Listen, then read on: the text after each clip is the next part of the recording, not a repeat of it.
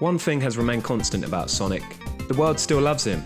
He still sells tons of merchandise, his games generate buzz, even if it's mixed, and he's got an upcoming movie in the works. All of this popularity is largely down to his biggest strength, his excellent and likeable character design. But despite getting this right, Sega has taken some different approaches to his presentation since his original conception.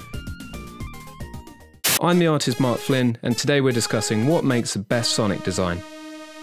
Since his original creation, Sonic's had a few iconic designs, so let's get started by going through the main ones people tend to remember. Sonic's first classic look was established in the 90s, and his design really did knock it out the park. From the spikes, to the colour palette, to the trainers, Sonic was calm, collected and cool, exactly the type of mascot the brand needed at the time. This appealed to the young artist much more than Mario ever could. Being cool was just something that I was desperate to be. I've achieved that now, obviously. Sonic's attitude shone through with this design, from the title screens to his idle animations. It's clear to see why this look is loved so much. As we headed towards the millennium, Sonic's design became edgier, featuring longer quills and a lankier teenage-looking hedgehog. These changes were likely implemented to try and capitalise on the ageing of Sonic's young audience, as well as appeal to an MTV/Tony Hawk generation. Topped off with a clothing brand sponsor nobody ever seems to talk about. It's worth pointing out just how little the in-game Sonic model actually managed to look like this. Adventure Sonic also got a pair of green eyes, which the community still hasn't quite recovered from. Modern Sonic, the look that we often see now, is somewhat of a blend of the two previous designs. Adventure Sonic is toned down and scaled back. He lacks the edge, but he's more slick. He retains a level of height that towers over classic Sonic, but seems better proportioned. It's a really polished design and it's almost Pixar in its quality. Sonic has looked like this for a while now, and though I'm fond of his style, when accompanied with some of his bad dad jokes in the current games, he's lost his appeal a bit. Hey, where are you going? To find Baldy McNosehair, of course. I'm totally calling him McNosehair.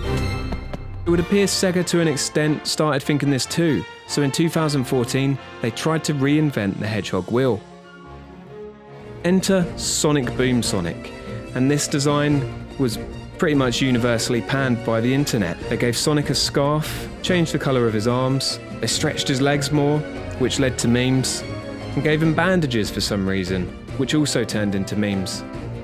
Less said about this one the better, but at least it's better than what they did to Knuckles. Do you know the way? Do you know the way to the gym, mate? To do leg day?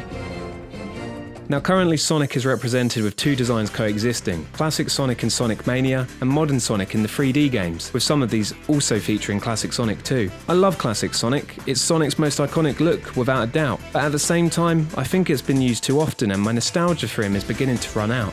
When Sonic Generations brought back classic Sonic for an anniversary celebration, I was ecstatic, and I absolutely loved how he was included. I still love the game now, but when I look back at it, I'm actually somewhat disappointed by the way he looks and emotes. Is this Sonic really the one from the Mega Drive era, or is he a little bit of a caricature?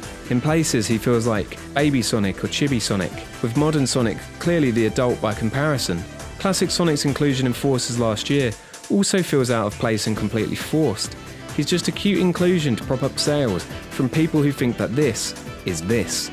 I hope that makes sense. But the point I'm getting at is that this old school design is being used to prey on nostalgia, and if you keep playing on nostalgia in this way, it's eventually not going to have the same impact. And it just so happens that there is one design that isn't used enough, but I find to be vastly superior. This is my best Sonic design and I don't get why it's not been used in-game.